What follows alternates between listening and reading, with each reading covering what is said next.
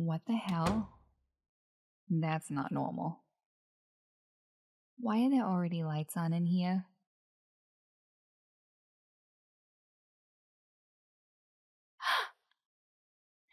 Jesus, Taddy. You startled the hell out of me. No, I'm glad to see you. I thought we were going to meet up at your place later, though. You usually message me if plans change, so I can do my best to accommodate. It's totally fine. No worries.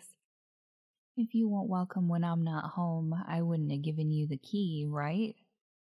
And besides, your money pays for this place, so how could I deny you?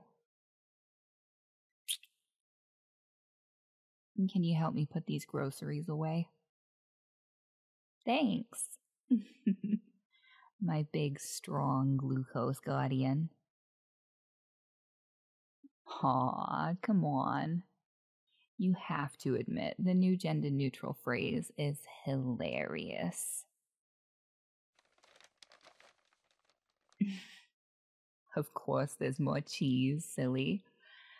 I know too much all at once isn't good for me. And I know you won't let me not be good to myself, so I like to get the samplers with a bunch of different types in smaller portions, so I can have a bit of a treat after a long day. And speaking of, today was a doozy. I can't wait to tell you all about.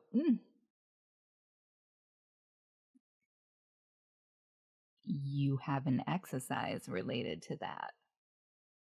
What do you... Oh. You sneaky serpent, you.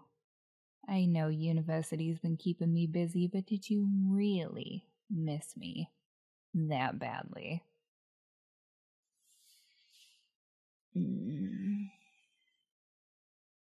You always smell so good, Daddy. It's not really anything you wear. Not your laundry soap. Not your cologne. Not those expensive as fuck Italian loafers you're wearing. It's just this rich, warm, earthy scent that's purely you.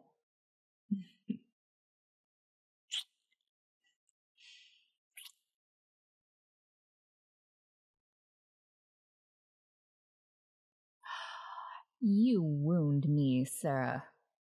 I am not just trying to distract you from that obviously not sample-sized chunk of manchego in the bag.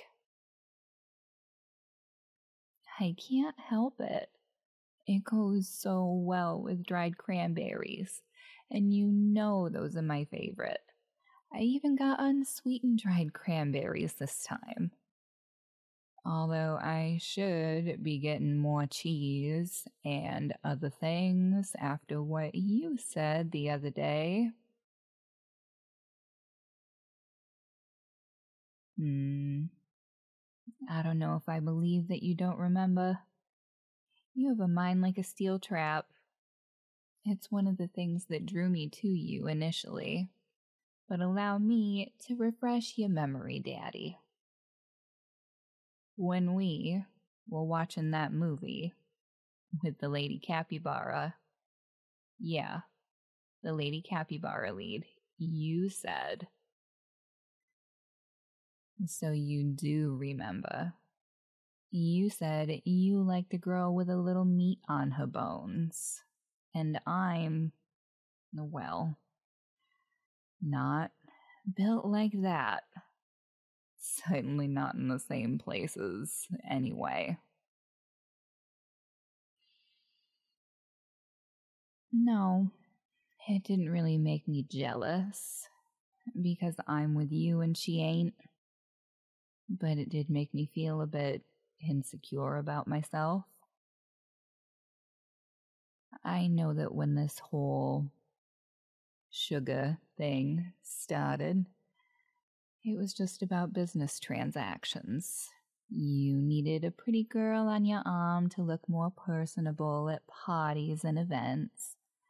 I needed money to take care of my bills that working my fingers to the bone at the diner after taking classes all day just couldn't touch.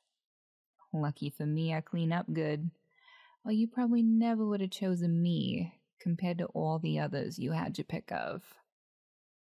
But when you said that, it made me wonder if maybe I just don't sparkle like I used to.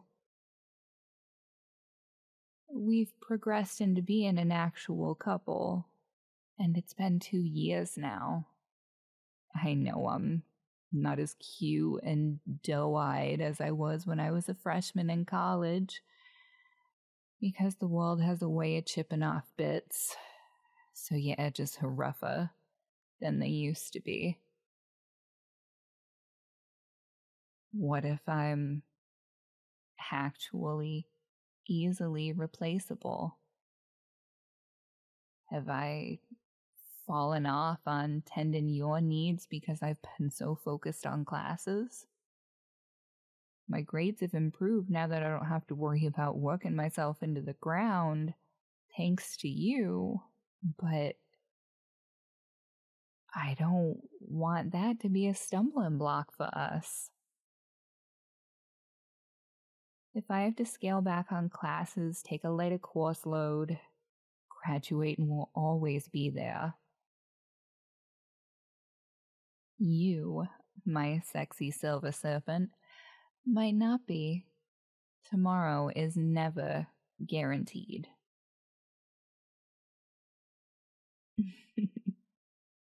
Yeah, I called you a silver serpent. What of it? I know you're not that old, but I couldn't really call you a silver fox now, could I? Considering you're reptilian, that would be ridiculous. And besides, there's already one naughty fox in my life. A girl doesn't need more than one. Well, I get the feeling he'd be naughty anyway. I mean, you and I are polyamorous, but he's one of my professors. I might be an adult, but that just seems unethical. And now that I'm finally doing well in my courses, the last thing I need is a distraction that I'd have to stare at all day on campus. Yeah, Mr. Kit.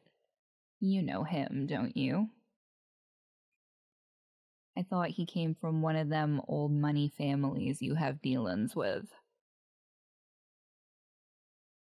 Exactly.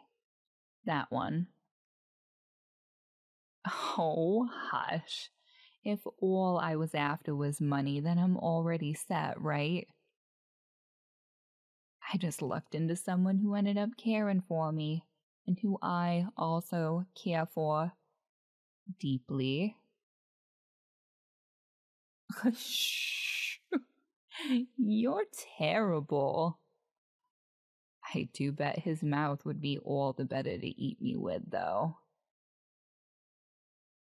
Hey, don't call me out on my predator kink like that.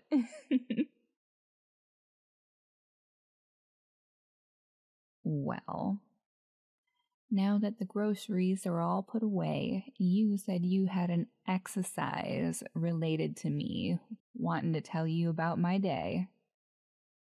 Come on then, what is it? You need me to follow you to the bedroom? I don't know, Daddy. Seems a bit sus. Fine, go ahead.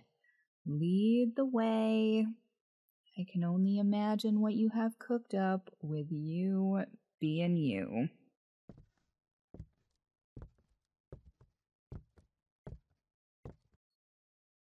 You just want me to lay back and relax and close my eyes. Oh, I can do that.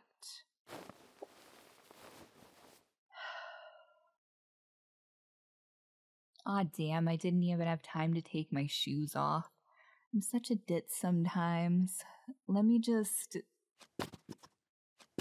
Or you can take them off for me, I suppose. Thank you, Daddy.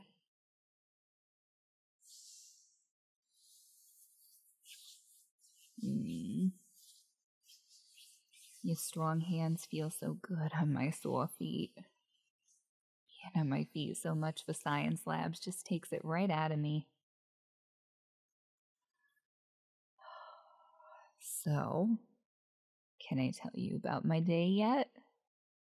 It's odd to not have spilled all of it for you the second I walked in the door and you were here.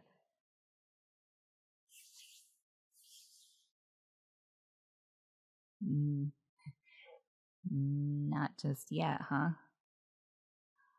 Honestly, you starting to kiss up my leg like that is really distracting.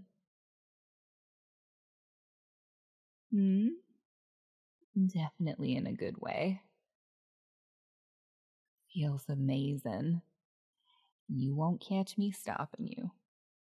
You're a man on a mission, and once your mind's made up, I know better than to try convincing you otherwise.